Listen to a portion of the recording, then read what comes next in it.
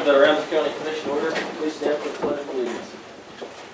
Pledge allegiance to the flag of the United States of America and to the republic for which it stands, one nation, under God, indivisible, with liberty and justice for all.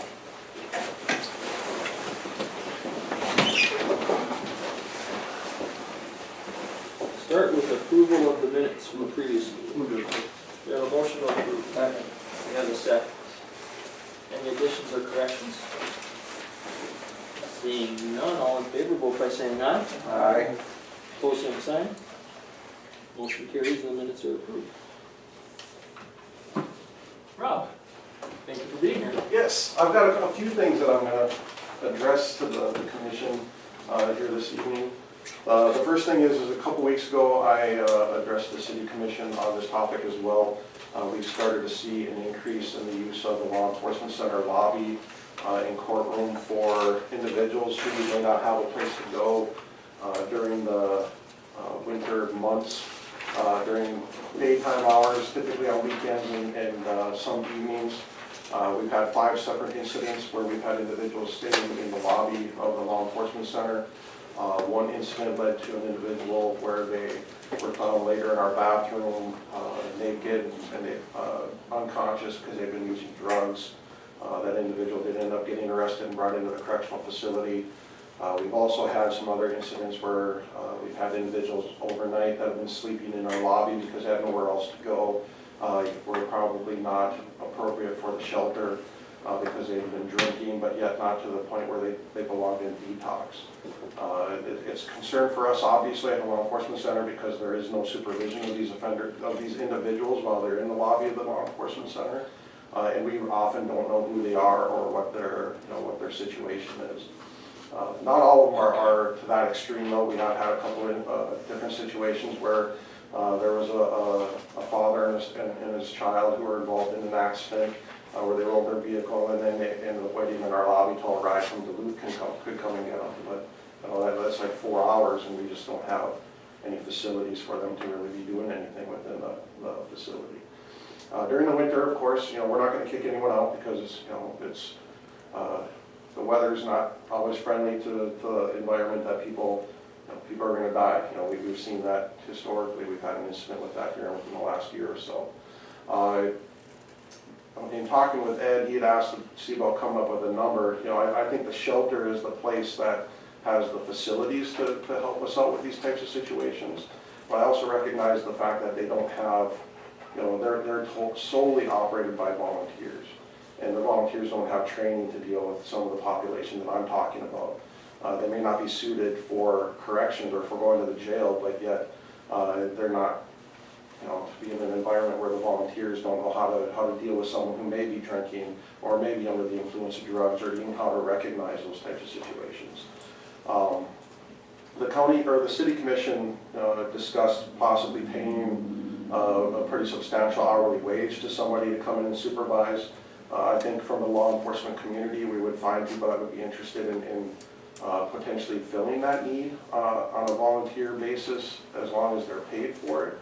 I think that those individuals clearly would have the training to deal with the population I'm talking about, the scenarios I'm talking about. It's not a high demand thing. We've had 5 incidents to this point this winter, so it's not overly common. When it does happen, we need to have somewhere for them to go. Right now we're going to continue to take them because there just aren't any other options. Financially, I think if there's money that's going to be put into it, I think it needs to be put into the shelter or into something similar to that.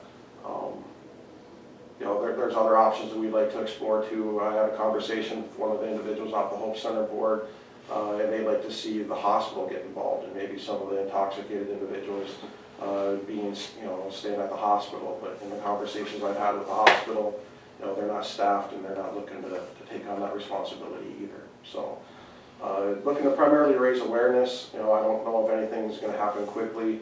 There's a lot of people I think that need to get involved into the conversation as far as trying to find a solution to this issue.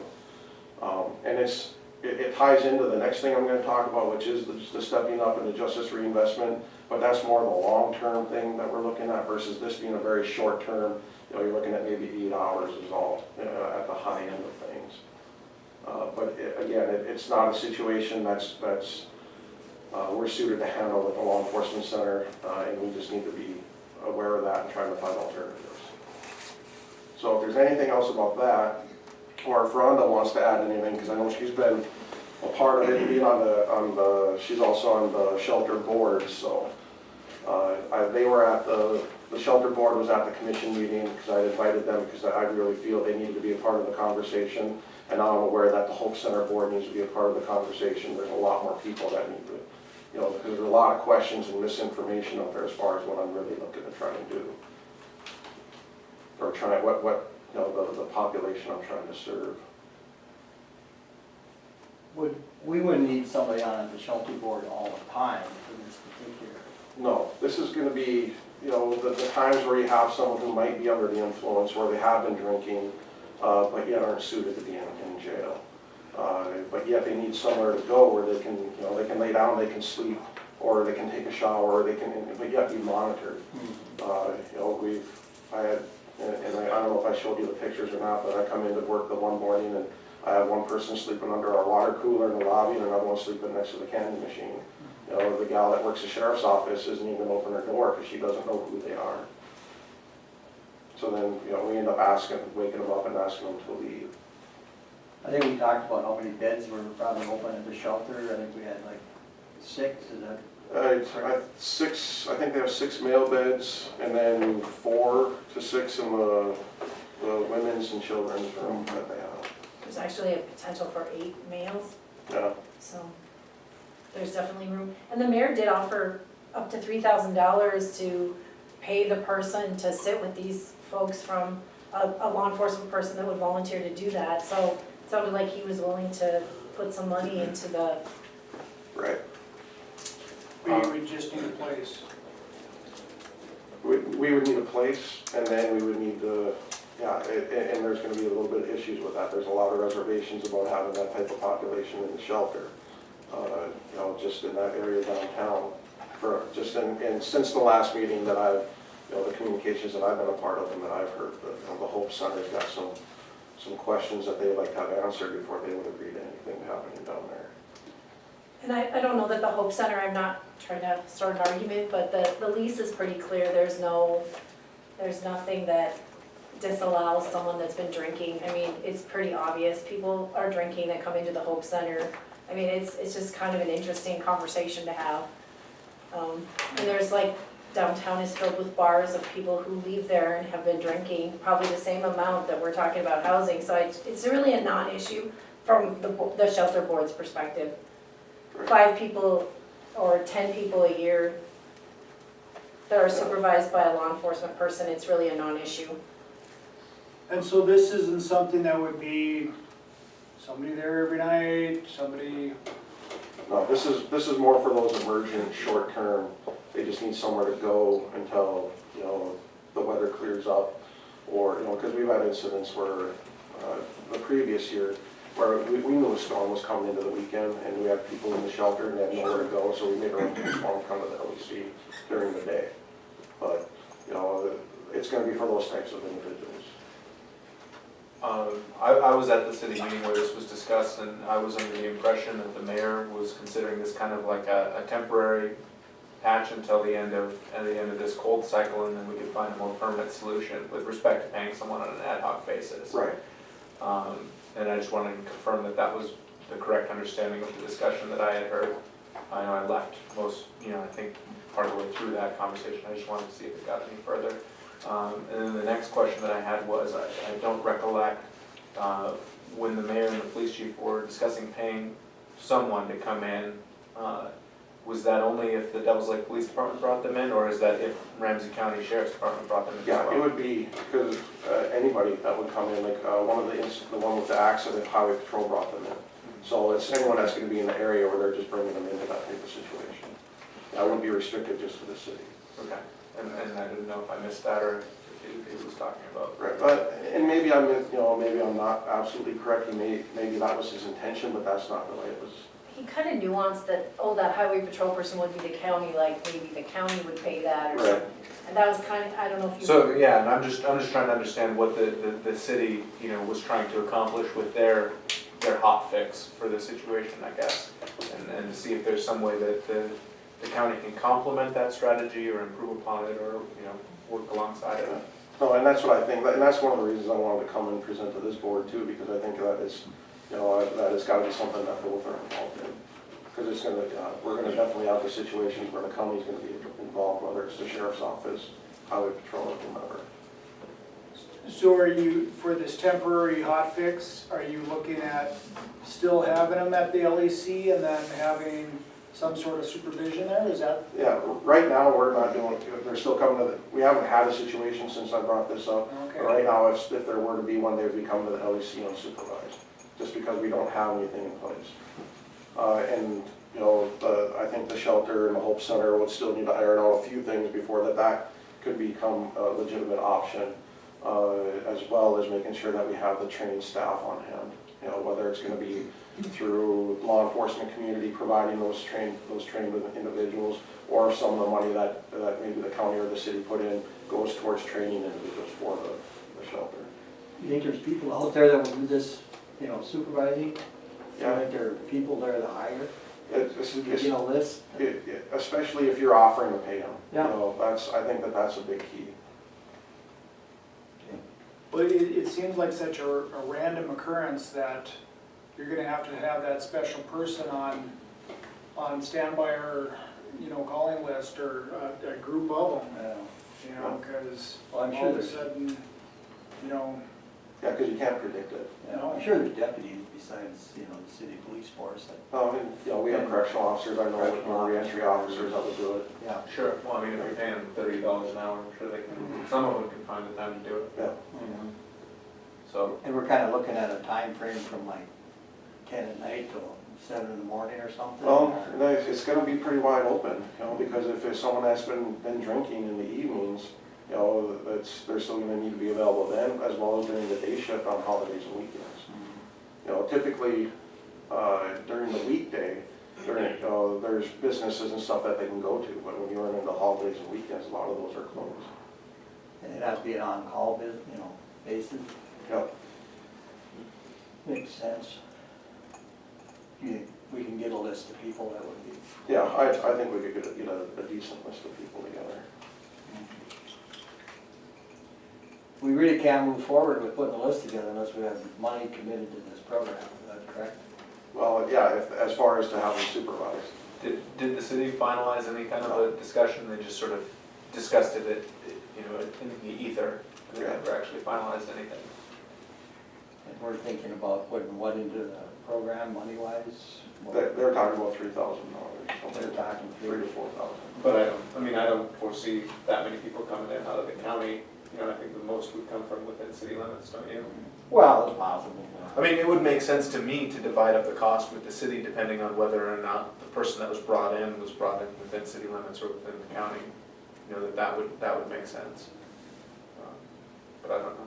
You know, and it could be something too where, you know, we could potentially set it up to where it's just something that the LEC covers and then it's just part of the billing process. You know, that way, if it's something that the county's responsible for, it'll just become a part of that other Ramsey County bill. Same for the city, we could roll it that way. You don't really want a 50-50 split here across? Well, I'm I think that would probably sidestep some hard feelings or arguments. And I think that the long-term answer is gonna be that there needs to be a shared investment into the shelter. That's my opinion on what. Well, and I agree that Yeah. this is not the best solution, but it's the Right. best solution that we can come up with between now and spring, Right. right? But I think that between now and spring, it would make sense to just break it up versus, you know, who it's coming from. And I actually like your idea of just billing it to whichever entity brought the person in. But and I then- don't know if we're bringing people in all the time, Lucas. I Yeah. think people are walking in out of the clear blue sky here. Yeah, some, You know, out of the dark, I guess, probably. well, the majority of them, the situations we've had, they've always had law enforcement contact before they've come to the law enforcement center so far this year. Mhm. So it's just a matter of which agency they've been in contact with. But how do we determine, you know, we can't really determine what enforcement center agency bringing them in, you know, I think we have to just leave Well, it. were they in city limits or not? Well, I don't know, I suppose you can say that, but I guess I wouldn't wanna go all on the city. I think an equal cost share would be, Yeah, for the short term, the most beneficial. yeah. Um, Well, let's try to get this program off the ground and move forward. Adam? No, I agree. I think it's gonna be hard sometimes to delineate where the individual came from. And we're not talking a huge line item here. I mean, so it's happened 5 times to this point. If it's another 5 times and it's 10 hours, that's 50 hours total. You know, maybe it's 100 hours, so you're talking $3,000 at $30 an hour at 100. I mean, I'm fine with $1,500 to make sure nobody freezes to death. Yeah, Just that simple. I think we maybe wanna put a little more on that, and I would make the motion to put 3,000 in there, is that sufficient, Rob? That'd be more, I think, like Adam indicated, that's gonna be more than sufficient for the remainder of this winter. And then, but I agree, long-term, we have to determine, you know, there's gotta be buy-in from both entities in the shelter. We have to figure out a long-term fix where this is something where it'll work. Right. My only question would be is if we're gonna bill direct, would we even, do we just wanna take it right out of that same line item, or do we wanna make something where we can pull money from the general and put it separately? Let's just pull it from the general. Okay. That's So my we'd like to do motion. it? I'd second that. We have a motion to pull $3,000 from the general and delineate it for use for this program. I don't know what you want to call it, program. For this program, we have a motion to second. Further discussion? When are we gonna decide that what's too nice out now, we're not gonna take you? And are we gonna do, you know, this is opening a door, I think. You know, it's pouring rain now. We, you know, there's a lot of gray area here. Well, I think that's a let Rob have to Yeah, but I just wanna throw it out there that there's, administer the program too, so. you know, there's a lot of gray area in there that, Yeah, there you know, is. he's gonna have to make some rules for that, you know, you just, That's why all we of a let, sudden, you know, it's too hot out to be out, it's too cold out, it's too wet, it's too windy, it's too whatever. I mean, it's North Dakota. Yeah, well, and it's gonna be primarily based on what the options are for them. I mean, if it's clear that it's, you know, we're in the middle of a blizzard and there's no other options available to them, we're gonna let them. Well, absolutely. Or that they're actively seeking alternatives. You know, that's gonna be one of the things too, is if they're waiting for a ride, you know, there's not much we can do, we'll just let them wait for a ride. And if they're, you know, there's other options, like you said, if they're clean and there's no other problem, then they can always go to the shelter. Right, right. Then we So can this get is referred out. essentially just the specific problem of we have somebody that's doesn't have the threshold to go to detox yet, but at the same time, the shelter's not comfortable with taking them at this point until some things are ironed out.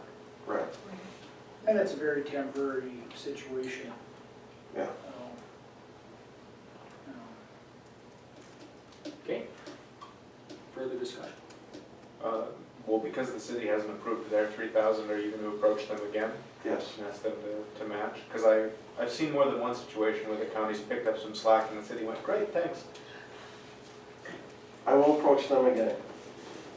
Perfect. You don't happen to know if that was on their agenda tonight, do you? Not that I'm aware of. Okay? Rhonda, did you have something to add? I'm just gonna say, it's surprising, and I appreciate your comments, Commissioner Olson. People don't want to, that's kind of their last resort, because I'm guessing the man and his son were offered to go to the shelter, and they said, no, we'll just sit here. I'm guessing people don't, that's not a Yeah, I good option understand for that. people. I just but- want to be aware Yeah. that, you know, Oh, yeah. there's always somebody abusing everything. Yeah, Well, yeah, it's, I think, you know, I trust Rob to Well, make yeah, a decision. so do I, And so part do of I. it comes down to, is it a life-threatening situation? Yeah. You know, if it's raining out, it's Right. generally life-threatening. But I think, we'll leave that up to Rob. Yeah, I agree. Yeah. And then we'll have to address it again after winter's time, and hopefully we'll have something firmed up then. Right. I just throw one, these kind of things, Lonnie Olson always had heartburn with, taking out of general fund, but, you know, like Rob said, if it was part of the billings, then it seems like that would be just part of doing business.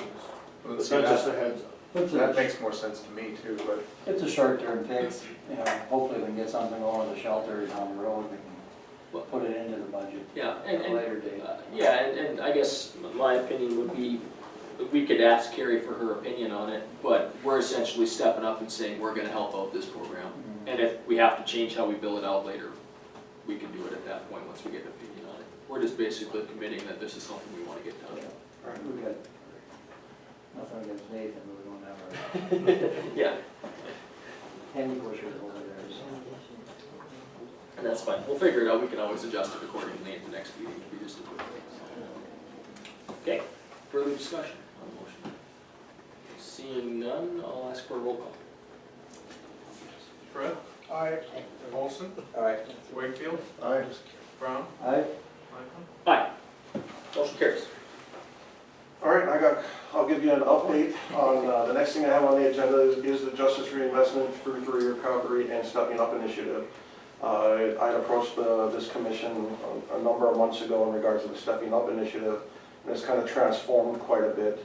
As everyone knows, the state created the Justice Reinvestment Program through Senate Bill 2015, where there was $7.5 million appropriated to try and help the local communities develop services for the offender population. It's now been changed over, and it's the Free Through Recovery is the actual name of the program that we're tying into. They have since in the last month and a half, 2 months, they've hired a state coordinator that is now overseeing the whole program on the state level.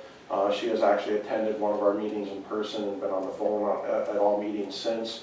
And now they have hired a regional coordinator for our region. Unfortunately, they expanded our region to include Jamestown. And so the coordinator that got hired is out of Jamestown, which is a little concerning to me as far as how much we're gonna actually get to see this individual, but I guarantee you that we will be staying on him, making sure that he's as involved as we can get him to be. We've had 7 meetings for the Justice Reinvestment Program. We're Free Through Recovery. And I need to give a shout out to Judge Christofferson for kind of stepping in and taking over the coordinating of the meetings when we do have them. Attaching his name to it really drew a lot more people in attendance, and it's grown to be a pretty good group. We've worked and we've focused on 2 for sure primary topics. One is going to be the housing issue and concerns for the offenders as they try to transition back out, or even for those who are already in the communities. And another one is for peer support. And we actually have training set up or the state set up a training in Bismarck January 29th. It's a week long for peer support specialists, where I believe right now we have 6 people that are registered to attend that, which is outstanding for us. And the state is actually going to be reimbursing for the hotel rooms and for meals and travel expenses as well.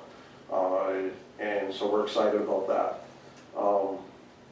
It's continuing to progress. You know, we're excited to get Michael Freeman, who's the regional coordinator, in and up to a meeting here at some point. He's not going to be able to make our next meeting, which is this coming Friday at 9:30 at the LEC. But we're doing well. You know, it's the feedback we've gotten from the state level, from the people that we've invited to the meetings and stuff from the state level, is that we're far and beyond what any other community is doing in preparing for this program. So that bodes well for us. But if there's any questions in regards to the Free Through Recovery or the Justice Reinvestment that we're working on, my door is always open. Give me a holler. You're always welcome to the meetings. And I'll just continue to keep everyone updated on that. I don't know if you have anything to add in regards to that. No. Okay? And it's not on the top or on the agenda, but I also figured I'd take an opportunity to update on the Law Enforcement Center, kind of what we've got going on there. I've got Captain Schlotman. He's our new captain that's back here. He opted to come this evening to give you guys an opportunity to meet him. He's been on since, end of August? Yeah. He's been the captain since the end of August. And he's put a lot of time and effort into our facility and trying to help us make the changes and improvements that we need to make. We've had a number of inspections from the DOC. Our most recent one would have been a week and a half ago, would have been on Friday the 5th, I believe was that Friday. I haven't gotten a formal report from Mr. Worlinger yet in regards to that inspection. One of the things that I've done in December is I've sent a letter to Director Leanne Birch requesting consideration for the restriction of us not being allowed to house contract offenders to be lifted.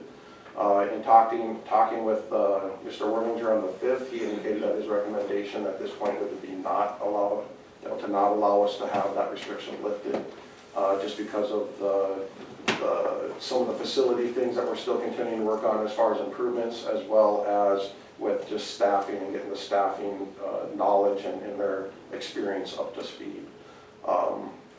There's not much we can do. We've been dumping a lot of training on our staff. It's just going to take a lot of time to get them acclimated to all the changes and stuff that we've implemented. One of the, if you'll recall, initially when we got the order for closure, the biggest issue that we had was in our medical department. I wanted to take an opportunity to thank Doc Downs for stepping up for us. If it wasn't for Doc Downs, I don't think our facility would be open right now.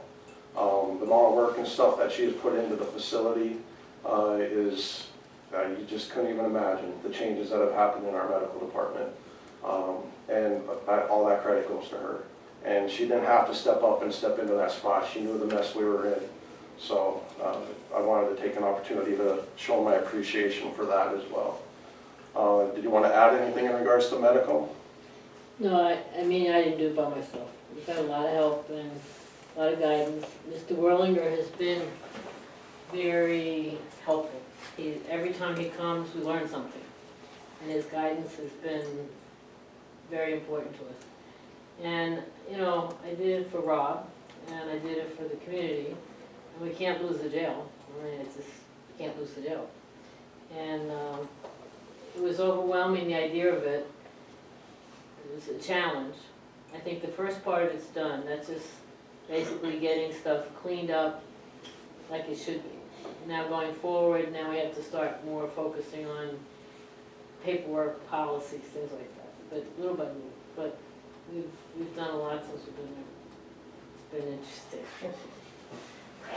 But everybody's working together. It's not just one person. It's been everybody pulling together. But thank you.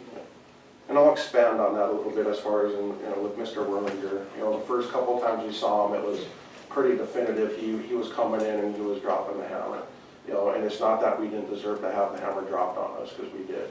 But now the last few times he's been through, it's been more of the education and working and the back and forth communicating. So he recognizes the progress we've made, and he hasn't denied that. It's just that we have a long ways to go yet, and we know that. Every time he comes in now, and the things he identifies are things we're fully aware of. It's just it takes us time to get through everything. He also did indicate, and I haven't gotten a reply back from Director Birch yet, so I don't know what her answer is to my letter. And he indicated that she doesn't always take his recommendations. So, they're still, cautiously optimistic that hopefully she'll understand our need to have those contract offenders back in our facility. Financially, we're just getting to a point now where we can't afford to not have them. And it's going to be very important for us to get them back as soon as we can, in some capacity, even if it's 5 to 10 is all that they're going to allow us. But that's what we're working on right now. So, you have anything to add, Jerry? Okay, any questions? Staff turnover been holding steady, or is that improved? Yeah, we, this last summer, after we had the last escape and there was some turnover in the administration and corrections, we did lose some correctional officers during that period. But since then, staff turnover hasn't been an issue. We do plan on losing one coming up here. We've lost a couple. One went to probation. We got another one we expect that may get on with PD. So we have people that are moving up and out. It's not that we're having any issues with them inside. So Well, that's expected. yeah, but that's kind of another thing that makes corrections so difficult as it's a feeder group, to the law enforcement community. So, the average length of people that we have staying are just, 2 years at max. These inspections that happen, they're random? This last one was unannounced. So he just popped in. Actually, Captain and I were in my office. We were meeting about something. I got on the phone, and next thing I know, Bob's standing at my door. So which I actually prefer those. You know, it keeps everyone on their toes, and, you know, then he's coming in and seeing what the actual day-to-day operations are, what it's like on a normal day. Yeah, good. He told us that's how it was gonna happen from here out, yeah. Yeah. No, he's been very helpful.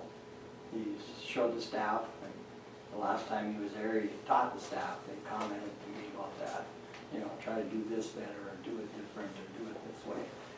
And he's been very good that way. I think we talked about it in a commission meeting, how many years he was at Leavenworth, 40 years he was there? Yeah, he was like 30 years, I think he was a BOP warden. Yeah, Leavenworth was one place, Oxford over in Wisconsin was very interesting. He's seen it all. So. And as we all noticed in the paper, he's been in every jail in North Dakota, I'm sure, so. And he's making them jump through hoops, but like Rob says, we can't thank Jerry and Dr. Downs enough, and Nurse Longy, and all the help we've had out there. 1st September, it was damn scary. I thought he was gonna take the key that day, but he hung in there and gave us a little rope, and he's happy with the way things have went. He's just really stepped up, and everybody that's got involved out there, the improvements they've made so far in repairs, and basically they used inmate labor, so. And honestly, the inmates have taken ownership of it, you know, and which is good. And Dr. Downs, we just can't thank you enough. Big item. I'm glad you brought up Patty. Patty couldn't be here tonight, her grandmother passed away, but, you know, Patty took two very important things over. You know, she's taken responsibility for training the correctional officers to become the med techs and pass the meds, which is under her license, and that's huge. And then the other part of it is that she's really owned the screening part of it, which is where, you know, we're mandated by certain dates and times to screen people for TB and HIV and Hep C and a variety of other things. And she's really taken that part of it, and that's been huge. And without her, we couldn't have gotten as far as we've gotten with that, you know. Yeah, she's been a big part of it also. And the inmates were huge helps. I mean, two of them in particular, I mean, they helped us paint, move, scrape, take things apart. You know, it was a lot of help there. Sounds like a big thank you to a lot of people. Yes. But ultimately, the buck stops with you, so thanks, Rob. Yeah, no, and we have a long ways to go yet. I mean, it's gonna take us some time to get to where we need to be yet, but, you know, every day we're taking a step forward, so. That's good. Good to hear. And I didn't get through the Leanne birthday. I left a message, and then they got back to me and said she was out of the office, so. I'll try again after dinner tomorrow, I suppose. All right. See how it goes. I think we'll get that federal prisoner back before long, I'm sure. Right. So. Anything else, Rob? Oh, that's all I got. Again, thank you. Yeah, Thanks thanks for your update. Thank you. Okay. Kevin? All right, so it's pretty short, this meeting, but one thing we do have to do is name someone to be what's called a responsible charge for our overlay project. I got on my agenda next year, but it's actually this year, since we're using federal money. And on Ramsey County 8, it was me, we had assigned me, so it's typically the highway superintendent. Their job is to watch over the engineer to make sure they're doing what they're supposed to be doing. Move to nominate Kevin Fields to be the responsible. Second. We have a motion and a second to name Kevin as the responsible charge on the federal highway document. All in favor, vote by saying aye. Aye. Opposed, same sign. Motion carries. That's all I have. That's it. Well, that was easy. Yeah. Can we nominate you for something else? Give Kevin more jobs. Okay. On to unfinished business, the Hamden property. There's no new info on that right now. They're still trying to get some information on everything we can do. So we'll just leave that under unfinished, and we'll deal with it at the next meeting once we get some more information on it. New business, approval of bills. We'll take these one at a time. So, or I guess depends on how everybody wants to do it. We've got the workers' comp yearly billing, from the Association of Counties. Move to approve. Second. We have a motion and a second to approve the yearly billing from the Association of Counties for workers' comp. That's pretty similar to last year, Nathan. Yeah. I'm just scrolling over, so I got the bills, and that would be for $23,739.93 it appears. Okay, further discussion? Seeing none, roll call please. Frith, Aye. Olson, Aye. Wakefield, Brown, Aye. Lightfoot. Aye. Motion carries. And that included, that second one there. That was where that second one was. Okay. Next, the Lake Region Law Enforcement Center December billing. Is that, workers' comp for Lake Social Services as well? Yeah, if that's okay with everyone, I guess I didn't realize there was multiple, I saw there was multiple billings. Law enforcement center together. I think we had, an amount in that last. Yeah, I'm sorry, I didn't realize that. Yeah, because there was another one for $2,997.02. Is that other one, certainly, or just eliminates that one? Just a second here. Yeah, there'd be a second one there, that, one for social services then. And that last one just delineates the first bill then. Yeah, I think it's all included, I'm sorry, I didn't see that. It has a total of $20,742.91, and then it adds the social services attached for a total of $23,739.983. Yeah, that's the whole thing, And okay. Yep, so we did approve that.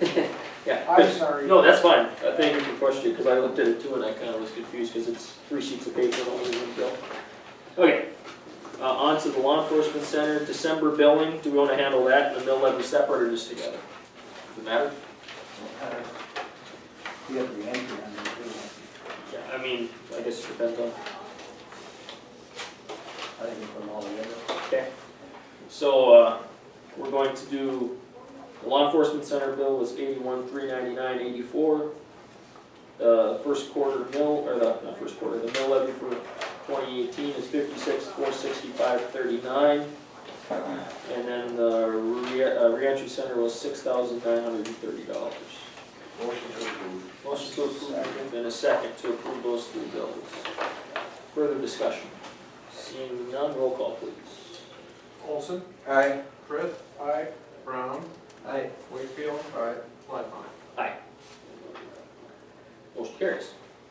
And then lastly, under the bills, we have the insurance bill for the year, covering pretty much everything, or close to everything. And that is, let's see, let me make sure I have it all right, yeah, $72,156 to bring our insurance. Move to approve. We have a motion to approve, Second. and a second. This is vehicle, right? That was my question, vehicle and buildings? General, business, auto, inland, marine, it says. Yeah, that'd be buildings and inland marine is the buildings. Yeah, so there's general, there's auto, and there's, yeah, it's pretty much the whole package, and then it's split out by department here, so. Is that pretty much unchanged from years past as well? I bet it probably went up a little bit, because I think rates, we got a notice from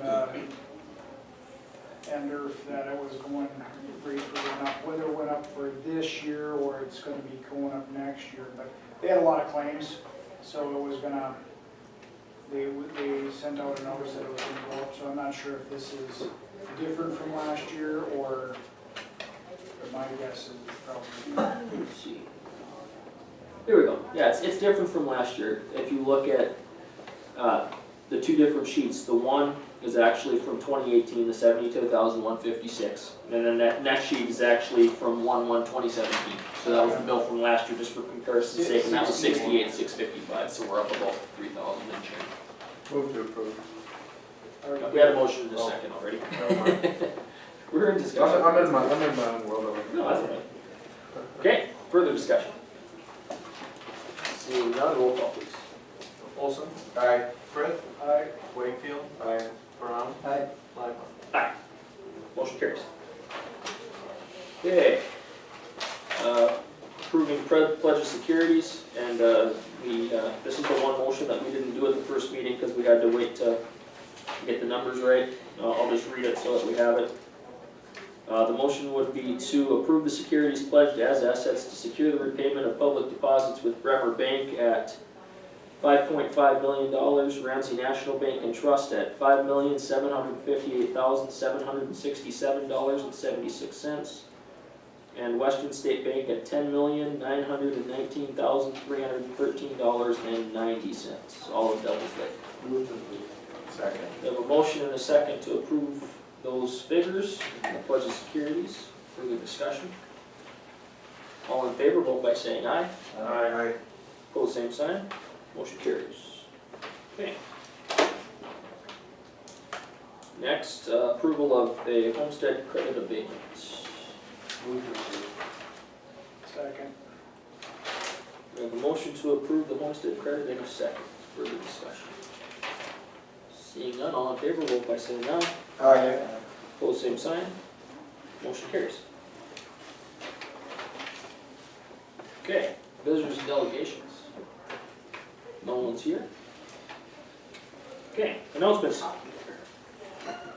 Reminder of the public hearings tonight at 7 for the comprehensive plan and the changes in the zoning ordinance. Joel Quanbeck from KLJ will be presenting that. And we did get an updated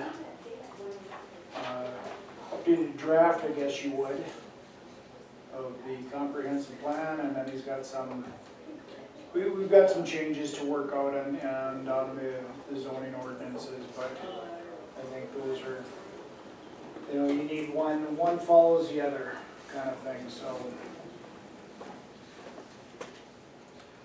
And- That's at 7 o'clock. Yeah, and I think we talked about process previously, so after this public hearing, you'll take comments from the public, and then for possible changes or things that they'd like to see, go back to the committee. I would assume the committee would have to approve those changes. Yep. And then bring those changes and the entire plan back to the commission. Okay. And then we'd have to have it's an ordinance, we'd have to have 2 readings of it, and we'd still have the chance to weigh in at that first ordinance reading. And the public still has a chance at that point too then. Okay. I'm just thinking about it, making sure that I process. think that is right, but, that's something we can certainly clarify with Joel, and, he's done several of these throughout the state, and, Yeah. see, but it's getting closer. Yeah, say we're about 80% of the way there, 90%, just a little bit of work left. Are the marijuana growing facilities a part of that? No, but that is something that I talked to Joel about, and he had talked to the Department of Health, and, we're kinda, and a lot of it, he said, was depending on how permissive or restrictive the county leadership would like to be. So it really comes down to, What was your question, Cal? Marijuana growing facilities? Yeah, I think it's distribution facilities is the one that Devil's Lake has been designated as one of the areas of the 8. There's 8 distribution centers throughout the state. But the surrounding region is included as well, right? Like it could be, Yeah. the dispensary could be located within the county, right? Not just the city. Well, yes, it's within 50 miles of Devil's Lake. Okay. Is what I think the wording is. So, technically it could be in Leeds or, it could be in Dakota. But there's going to be in one of the 4 major cities, Grand Forks, Fargo, Bismarck, Minot, and then I think Devil's Lake, Jamestown, Williston, and Dickinson. yeah. Well, I mean, like kind of big. Yeah, they they picked up the most equidistant centers and kind of put the 8 there, They so. basically take Highway 2 all the way across, and then I-94 all the way across. Well, yeah, I mean, I could foresee a case where somebody might want to put one on Highway 2 outside of the city limits, but close to the town, so I think that might be something we might want to look into. But it's certainly something that, Yeah, and not to step in, but I remember when we were at the last planning meeting, I was just sitting in the back listening, and yeah, Joel basically talked about the concept of there's 2 different ways you could kind of look at it. Do you want to treat treat a dispensary, a distribution center, more like zoning guidelines like you would do for like a liquor store or something like that? Or, you know, or would you like to treat it more like a pharmacy? Dependent, you know, kind of how the guidelines would work out. And there's, you know, so that's kind of the decision that will have to be made, I guess, at the Planning and Zoning Commission, and then however you guys want to, and then there's, but then the dispensaries are different, the distribution centers are different from the grow facilities. Yes. And there's 2 grow facilities across state, we don't have a clue where those are gonna set yet, so we almost have to have guidelines for both sets. Yeah. Okay, what's the state saying? They're setting guidelines. No, we have the ability to zone locally however we see fit. Like for instance, I read an article that in Jamestown, since they're gonna have a distribution center, they're still in the process of determining how they're gonna zone them as well. When it comes to, because if it was a pharmacy, there's no setbacks necessarily. But if you treat it more like a liquor store, there's setbacks from schools and all that kind of thing. So they're still basically at the same point in the process as a city trying to determine how they're gonna treat it as well. The state's just gonna set out the parameters on who can do the distribution essentially. We have the ability locally to say where it can go or how we're gonna treat it. Now, more than likely, I would guess it's gonna sit in the city, but we have to be prepared just to be, to me, That's why the state came out and said, well, we're gonna put one close to Devil's Lake within 50 miles. Like, well, okay, who's gonna jurisdict this thing? In the city? If it's in the city limits, they will. well, If it's in the county, yeah. and it's outside the city limits, then it's gonna be up to the county. Or the township in that situation, if the township has the zoning authority. Yeah, throw that in there too. And Wow. well, what it comes down to is I think they set the dispensary locations, but it's because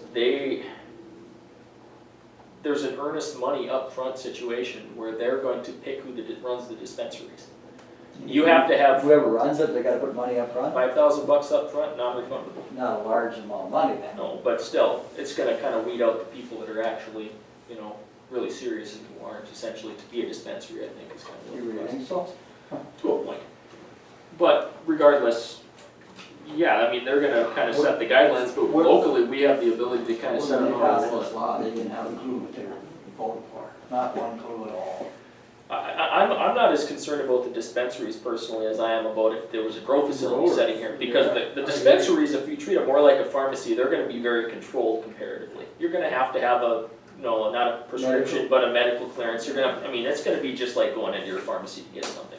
The grow facility, on the other point, is gonna be, you're gonna have to have controls, and you're gonna have to have, restrictions so people can't get in and out. That might turn into kind of a law enforcement issue with How many points. have they said they're gonna have in North Dakota? And we have no clue where they're gonna be at yet. So, It'll be where the growers can set up easily yeah, through the zoning Yeah. stuff. partially, and where there's space possibly too. So, we might be a good place to have something like that, I don't know. So we have to be prepared. And you have to look at, is there a revenue stream that would come from this for the county? Well, I think so. Yeah. How How do you tax it? How do you? Well, It would be property taxes, I The guess, other whatever thing the is- facilities Because were. I think, as far as something like this is concerned, we may as well, see where the pendulum is swinging and recognize that this is eventually just gonna be a recreationally available substance, and that we probably need to include it in a zoning plan regardless, or otherwise we're gonna be having a discussion about how to amend it, or a commission down the road will. Well, and that's the beauty that I talked with Joel about on this project is that this comprehensive plan, the zoning and everything, is gonna be a living, breathing document that as circumstances change, as new industries come up, we're gonna have the ability to react to them and amend the comprehensive plan, amend the zoning ordinances as it goes. Because if we're gonna do it every 35 years, there's obviously industries and things that come up that we're not even thinking about, that aren't even on our radar, so. Yeah, like in previous zoning, I don't think there was anything to do with like wind farms or anything Right. like that even, Yeah. and we didn't think about anything like that back then. Do you think then that it's not somewhat beneficial to be proactive? Well, I think it is. Because let's say that I'm gonna start a big dispensary, or I'm ready to submit my application, I'm looking for a likely location, and I'm gonna hire 10 employees, and I'm gonna grow for the whole state.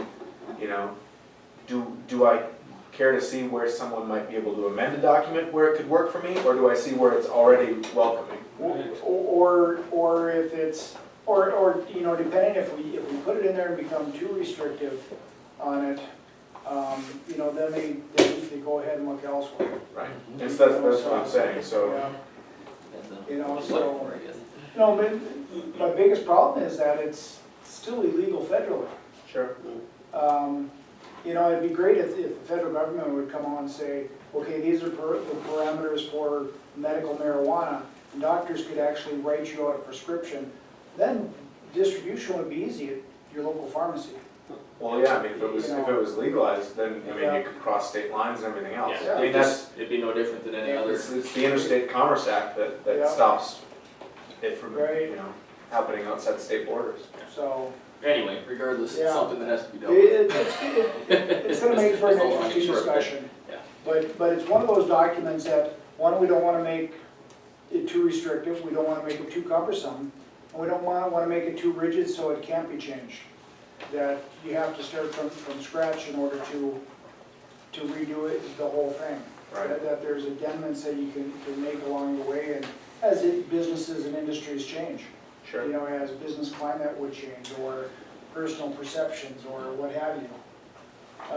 Well, and not to belabor the point, but, so like, for instance, I haven't looked at it thoroughly, and maybe I missed it, but do we have anything for like UAVs and stuff like that? Yes, You know, because that's something that's Yeah. pretty much brand new, and like you said, an amendment. Today, how we understand the UAV industry is probably gonna be completely different than how we understand it maybe 5, 10, 15 years and from now. there's an industry that's heavily regulated by the federal government, Sure. you know, so, I mean, yeah, we don't control fly space or anything like Right. that, but maybe where you'd allow a certain facility, you know, yeah. because they're, you know, we're working on something with the airport. Right, we're Maybe working with facility. the airport authority, we're working with a potential, you know, on-site UAV.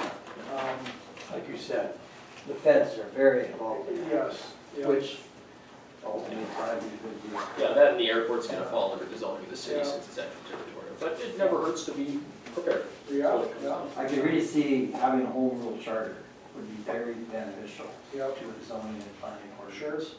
Because it gives the commission much more leeway to make changes and to enforce documents yeah. than by Yeah, just every time style you, commission. every time you run into a problem, you could do a two-reading Yeah. ordinance, just like the Mhm. city does, and try to fix it that way. That's one of the benefits of a home rule charter.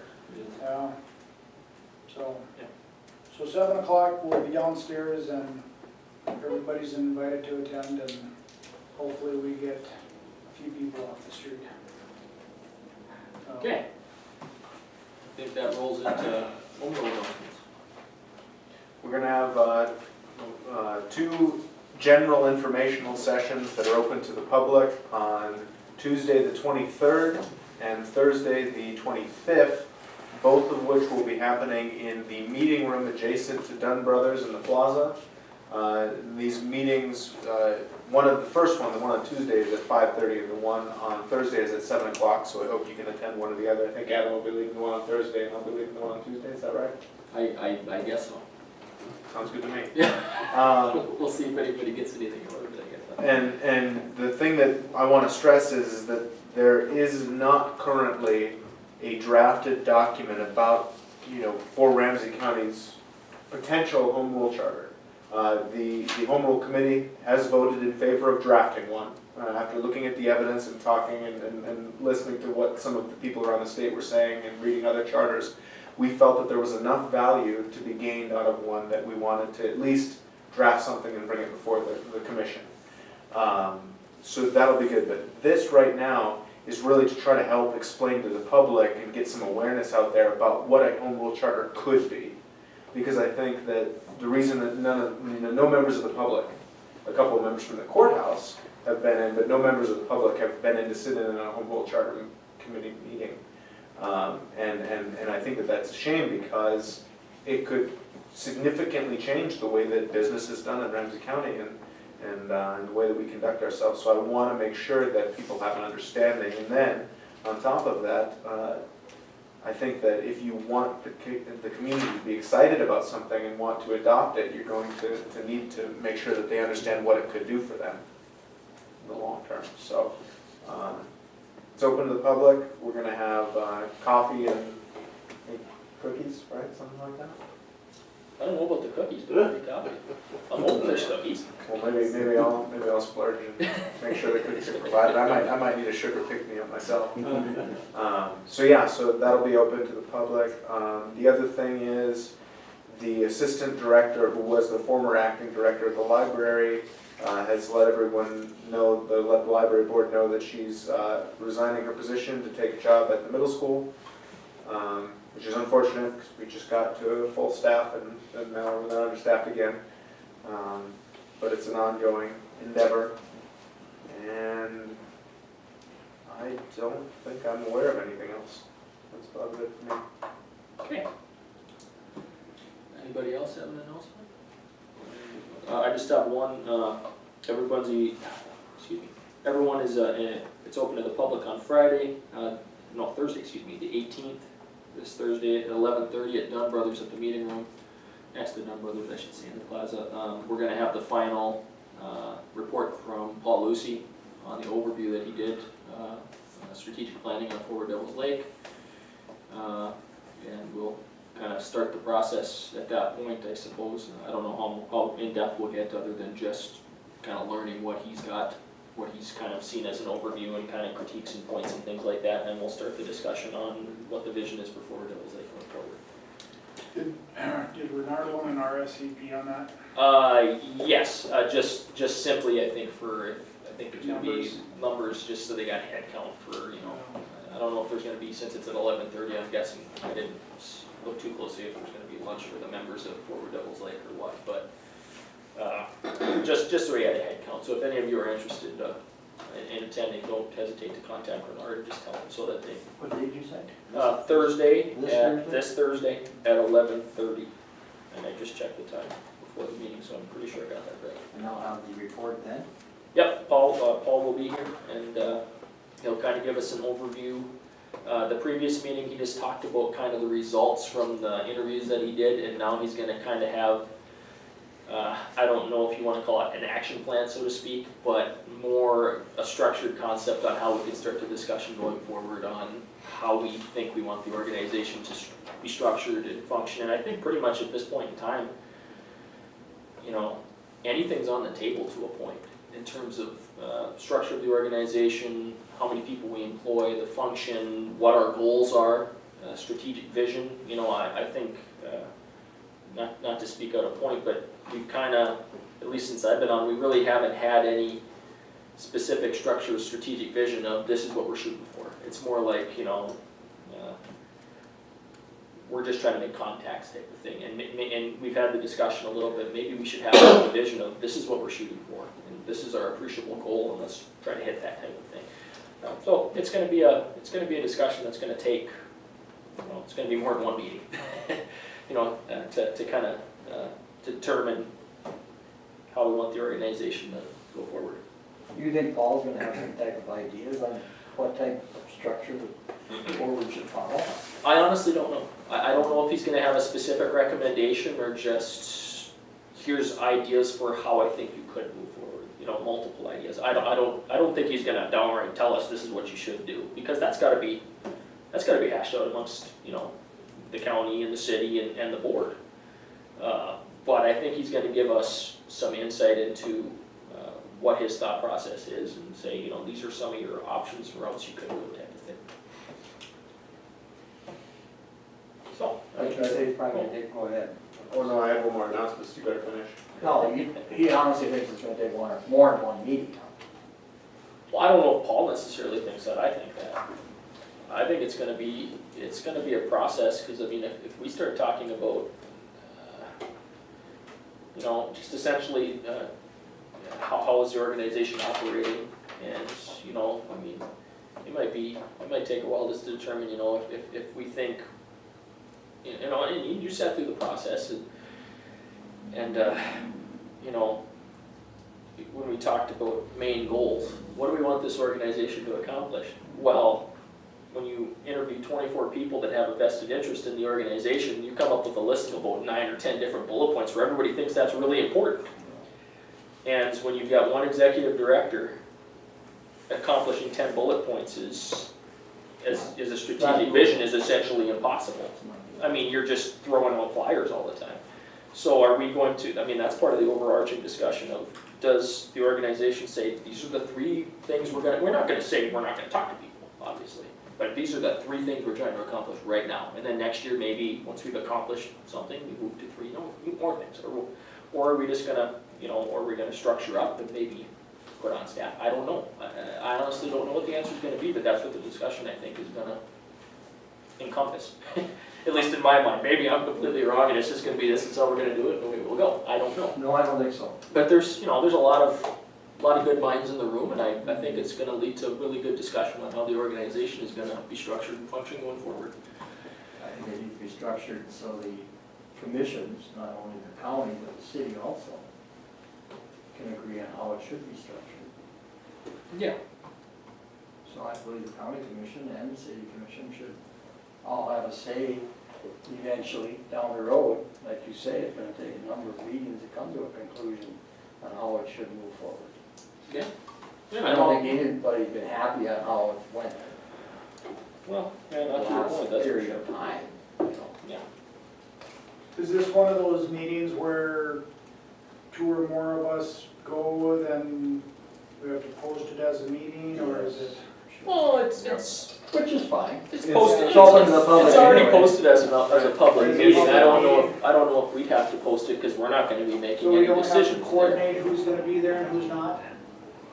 Well, I don't know if we would have to or not, simply because since I'm essentially the portfolio holder. Yeah, I mean, we're not gonna be making any decisions. I mean, it's more, this is gonna be purely informational with a little bit of talking. There'll be discussion. You just get Let's see how it goes. There's just so much gray area in that damn rule Yeah. of open meetings and open.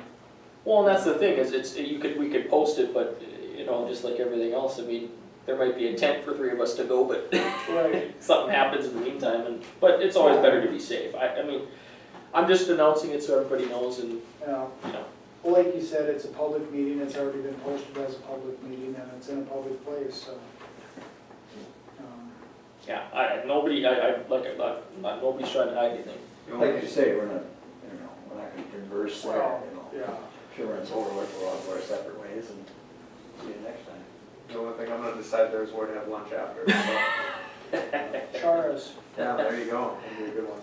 nice and close. There you go. As a last quick announcement, as part of a new partnership that the Heritage Center is pursuing with the Chautauqua organization, this Thursday at 6 p.m., the Heritage Center and the Chautauqua organization are going to host a joint event at 6 p.m. at the Heritage Center, and what it is it's going to be a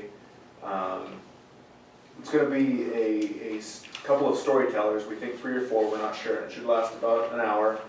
People telling stories about their first impressions of the lake region. And the idea is we're going to record these sessions, edit them a little, edit it down and put it into a podcast. And we're going to create an oral history of the lake region to try to preserve some of the rich, oral culture and identity that this area has.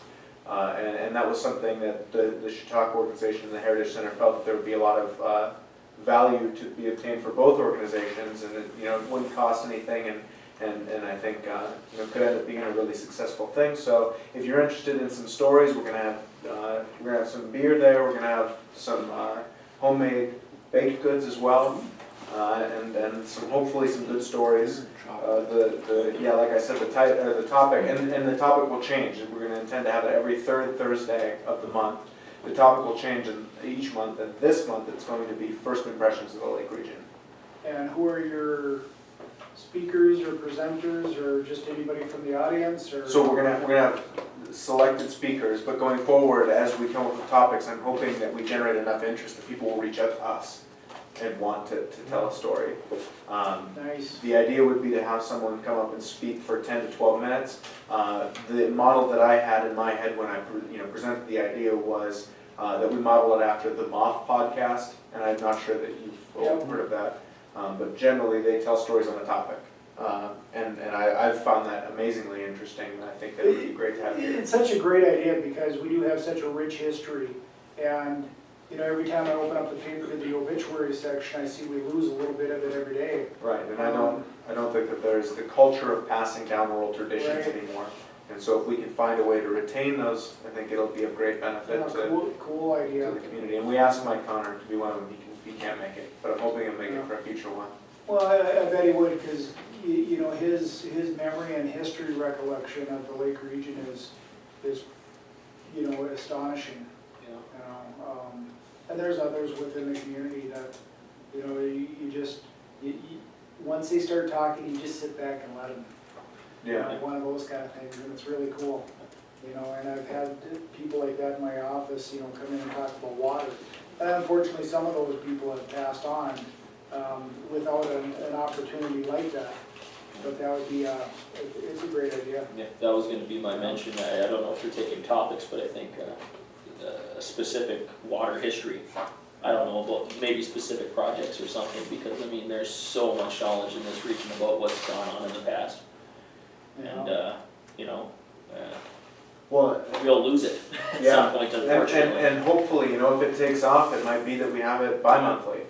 And that would be wonderful. And then the other thing we thought was, we could start to host it at other locations, maybe in businesses. You'd have it one time at Liquid Bean, once at Dunn Brothers, and then that way you're kind of giving the chance to patronize some of your local businesses as well. I think that's a great idea. So, Very cool, two organizations like that getting together and you know, coming up with this collaboration. and that was spearheaded by Brenda and Kelly Swensett, because Brenda is on the Chautauqua board and Kelly, of course, is the president of the Heritage Center. So I was really happy, and they said at the joint meeting we had, what can we do together? And that had bounced around my head, so I thought maybe it would work. So I'm excited. So come if you want to.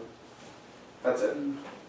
I'll come over after social services. We'll get a meeting then. Okay, any further announcements or things to discuss? Okay, seeing none, we have a motion to adjourn.